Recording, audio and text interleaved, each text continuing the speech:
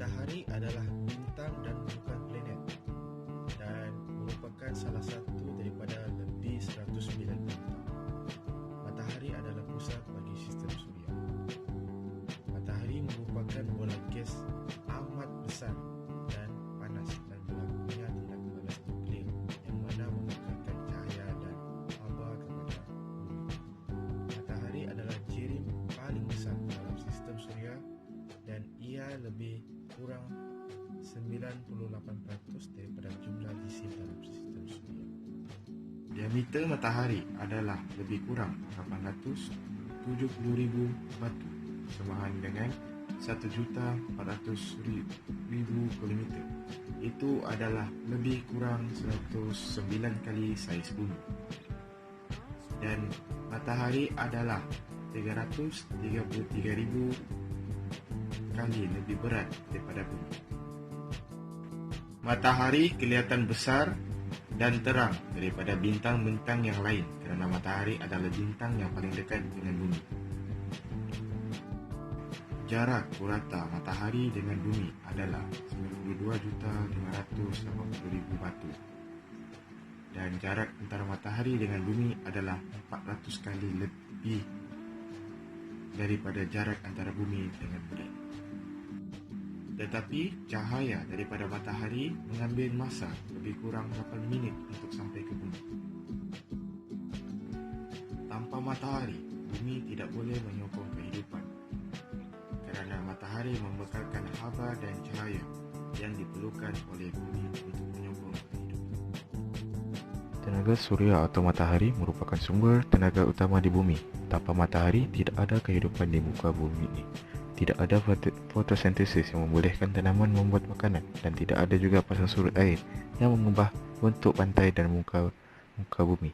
Matahari dikenali sebagai bintang yang terdekat dengan bumi, yang membekalkan tenaga untuk menampung kehidupan di dunia dan menghasilkan tarikan graviti yang diperlukan untuk membolehkan bumi berada dalam satu orbit yang hampir membulat.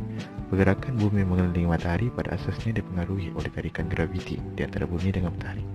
Oleh sebab matahari adalah jauh lebih besar daripada planet lain, matahari diandaikan sentiasa dalam keadaan hampir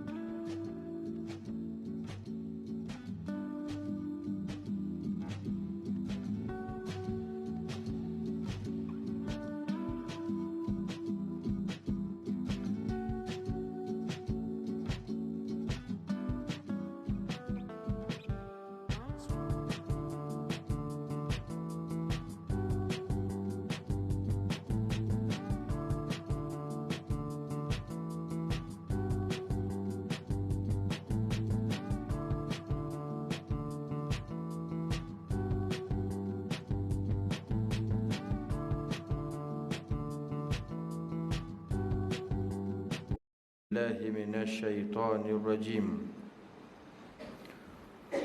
ومن آياته الليل والنهار والشمس والقمر لا تسجدوا للشمس ولا للقمر واسجدوا لله الذي خلقهن إن كنتم إياه تعبدون. yang membawa maksud, dan di antara tanda-tanda kekuasaannya ialah malam dan siang, serta matahari dan bulan. Janganlah kamu sujud kepada matahari, dan janganlah pula sujud kepada bulan. Dan sebaliknya, hendaklah kamu sujud kepada Allah yang menciptakannya, kalau betullah kamu hanya beribadat kepada Allah. Jelas menunjukkan matahari itu dijadikan oleh Allah SWT agar manusia dapat mengenal dan melihat kekuasaannya. Matahari atau tenaga surya yang dijadikan oleh Allah SWT adalah tenaga yang tidak menghasilkan pencemaran dan diketahui tidak akan habis berbanding sumber tenaga lain.